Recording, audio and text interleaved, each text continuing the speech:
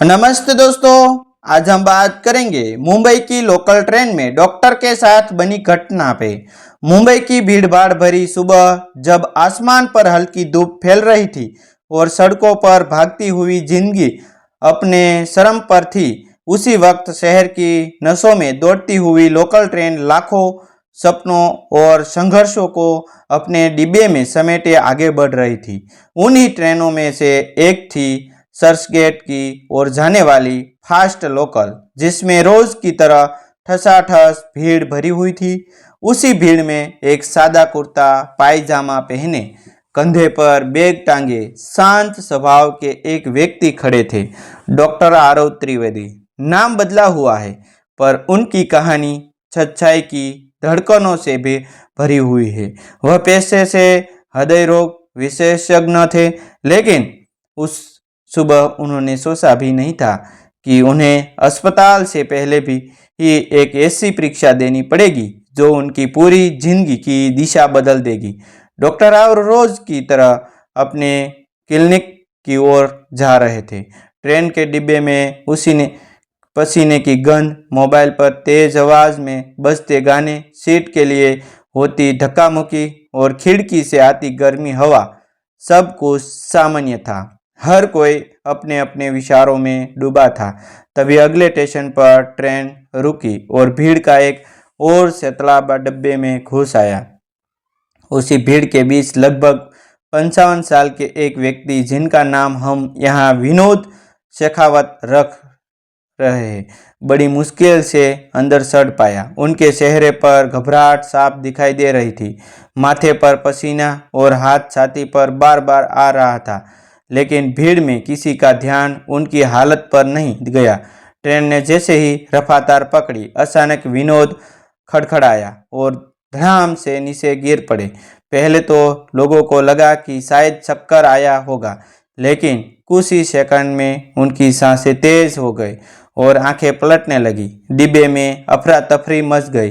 कोई चिल्ला रहा था, अरे कोई पानी पिलाओ, तो कोई कह रहा था, उठाओ उठाओ इन्हें। लेकिन भीड़ इतनी ज़्यादा थी कि झुककर ठीक से देखने की जगह तक नहीं मिल रही थी। उसी वक्त डॉक्टर आरव ने आगे बढ़कर उसी आवाज़ में कहा, कृपया थोड़ा पीछे हटिए, मैं डॉक्टर हूँ। भीड़ ने पहले तो अनुशासन किया, लेकिन जब उन्होंने दोबारा सख्ती से कहा तो कुछ लोगों ने रास्ता बनाया। डॉक्टर आरव घुटनों के बल बैठ गए और उन्होंने तुरंत विनोद की नब्ज टटोली। नब्ज बेहद कमजोर थी, सांसें अनियमित थी और चेहरा नीला पड़ने लगा था। एक नज़र में उन्होंने समझ लिया कि यह साधारण चक्कर नहीं, बल्कि गंभीर हृदयघात का मामला है। ट्रेन अगले स्टेशन तक पहुंचने में भी अभी 5 मिनट दूर थी और वे 5 मिनट किसी की पूरी जिंदगी तय कर सकते थे। उन्होंने आसपास खड़े लोगों से कहा कि तुरंत किसी के पास अगर दवा की गोली या प्राथमिक उपचार का सामान हो तो दे।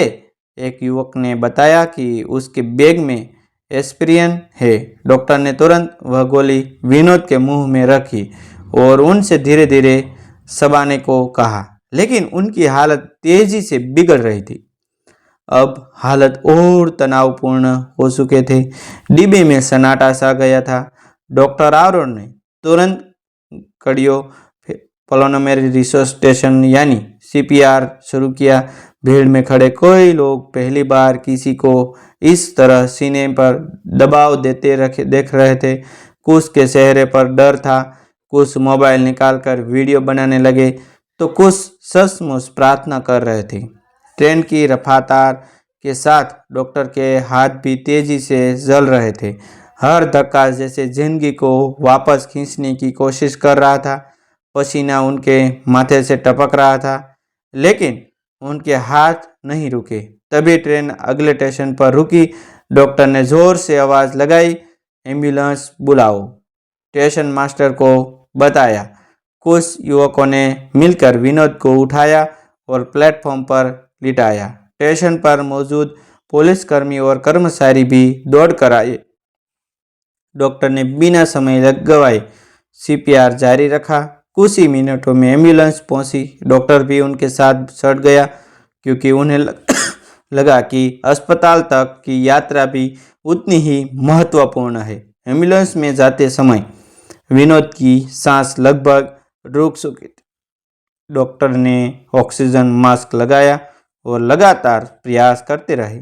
लगभग इस 10 मिनट की जद्दोजहद के बाद अचानक मॉनिटर पर हल्की सी धड़कन दिखाई दी।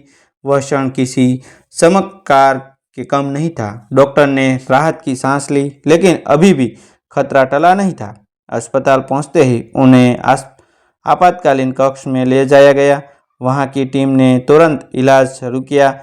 करीब 1 घंटे बाद डॉक्टर बाहर आए तो प्लेटफॉर्म पर वीडियो बनाने वाला वही युवक अस्पताल के बाहर खड़ा था। उसने बताया कि उसने पूरी घटना का वीडियो सोशल मीडिया पर डाल दिया है और लोग डॉक्टर की तारीफ कर रहे थे। डॉक्टर ने बस इतना कहा, मैंने वही किया जो मेरा कर्तव्य था। लेकिन उन्हें नहीं पता था कि यह घटना कुछ ही घंटों में पूरे शहर में चर्चा का विषय बन जाएगी। उधर विनोद के परिवार को खबर मिल चुकी थी कि उनकी पत्नी और बेटा अस्पताल पहुंचे तो उनकी आंखों में डर और उम्मीद दोनों थे। डॉक्टर ने उन्हें भरोसा दिलाया कि हालत नाजुक है, लेकिन उम्मीद बाकी है। उस रात अस्पताल के गलियारों में बेचैनी पसरी रही।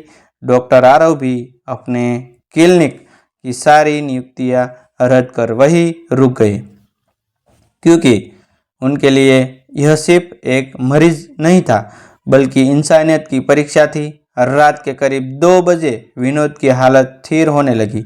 उनकी सांसें सामान्य होने लगी और डॉक्टरों ने बताया कि समय पर सीपीआर मिलने के कारण उनका दिल पूरी तरह बंद नहीं हुआ। अगर 5 मिनट की भी देरी होती तो शायद कहानी कुछ और होती। डॉक्टर आरव थककर कुर्सी पर बैठ गए। उनके मन में बस एक ही विचार था, अगर उस भीड़ में कोई भी आगे न आता, अगर एस्पिरिन न मिलती, अगर ट्रेन अगले स्टेशन पर देर से रुकती तो क्या होता। सुबह होते होते यह खबर कई लोगों तक पहुंच चुकी थी। लोकल ट्रेन में डॉक्टर ने बचाई जान जैसे शीर्षक लोगों का ध्यान खींच रहे थे। लेकिन कहानी यही खत्म नहीं हुई दोस्तों, क्योंकि असली मोड़ तो अभी बाकी था। विनोद की जिंदगी तो बस गई थी, पर इस घटना ने डॉक्टर आरव की जिंदगी में भी ऐसा तूफान खड़ा कर दिया था जिसकी उन्होंने कल्पना तक नहीं की थी। अगली सुबह जब डॉक्टर आरव त्रिवेदी अपने क्लिनिक पहुंचे तो बाहर का नज़ारा देखकर कुछ पल के लिए ठिठक गए।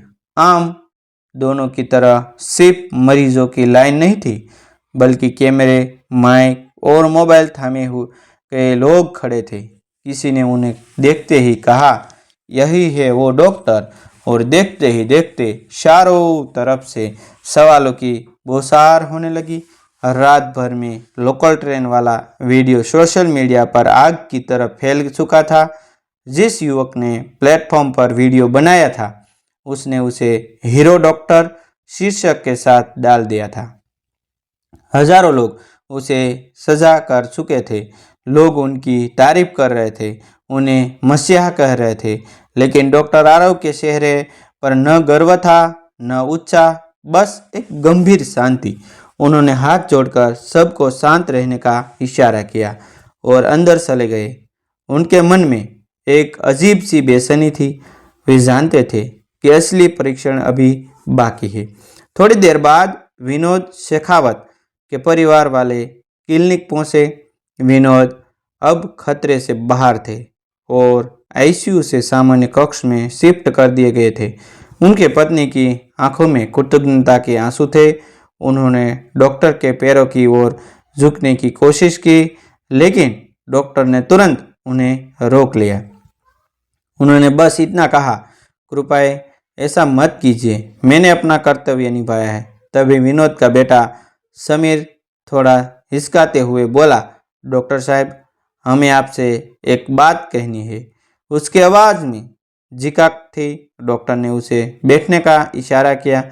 समीर ने धीमे स्वर में बताया कि उसके पिता पिछले कुछ महीनों से सीने में दर्द की शिकायत कर रहे थे, लेकिन उन्होंने सांस नहीं कराई।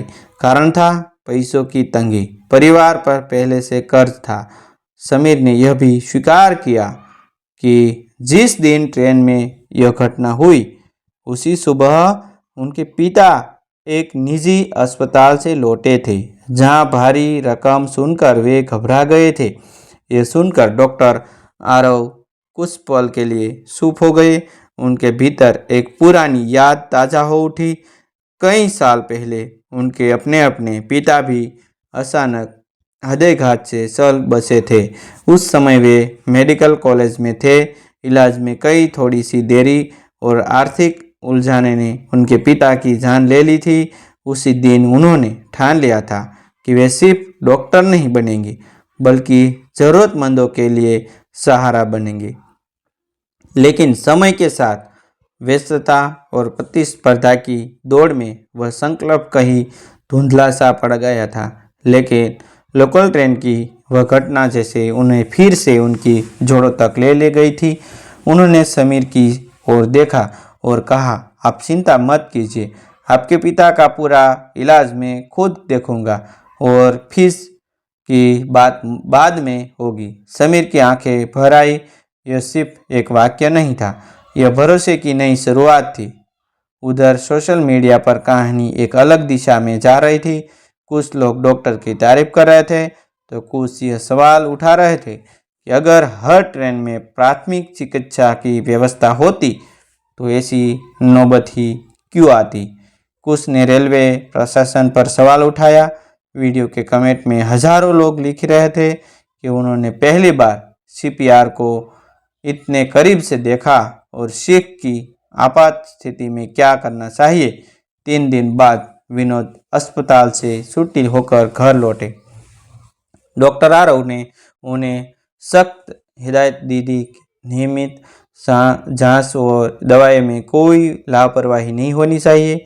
उसी शाम डॉक्टर ने एक बड़ा निर्णय लिया कि उन्होंने अपने क्लिनिक के बाहर एक बोर्ड लगाया, हर रविवार सुबह मुफ्त हृदय जांच शिविर। यह सिर्फ एक घोषणा नहीं थी, बल्कि उनके जीवन के उद्देश्य की पुनः स्थापना थी। पहले ही रविवार को उम्मीद से कहीं ज़्यादा लोग आ गए। किसी ने वीडियो देखकर प्रेरणा ली थी, कोई अपने परिजन को साथ लाया था। डॉक्टर ने बिना थके सबकी जांच की, उन्हें समझाया कि दिल की बीमारी अचानक नहीं आती, संकेत पहले मिलते हैं। उन्होंने सीपीआर सीखने के लिए छोटा सा प्रदर्शन भी शुरू किया ताकि आप लोगों की भी आपात स्थिति में घबराए नहीं। कुछ हफ्तों बाद वही युवक जिसने वीडियो बनाया था फिर से क्लिनिक आया। उसने बताया कि वीडियो से हुए कमाई का एक हिस्सा वह डॉक्टर के शिविर के लिए दान करना चाहता है। डॉक्टर ने मुस्कुराकर कहा, यह किसी एक का नहीं, हम सबका प्रयास है। लोकल ट्रेन का वह दिन सिर्फ एक जान बचाने की कहानी नहीं रहा, वह एक आंदोलन की शुरुआत बन गया। एक डॉक्टर को फिर से उसके संकल्प की याद दिलाने वाली घटना, एक परिवार को नया जीवन देने वाला क्षण और हजारों लोगों को जागरूक करने वाली सीख। भीड़ में अक्सर हम सोचते हैं कि हम अकेले क्या कर सकते हैं, लेकिन उस दिन एक व्यक्ति आगे बढ़ा और साबित कर दिया कि सही समय पर उठाया गया एक कदम कई जिंदगी बदल सकता है। थैंक यू दोस्तों, मिलते हैं एक न्यू वीडियो के साथ, एक न्यू स्टोरी के साथ।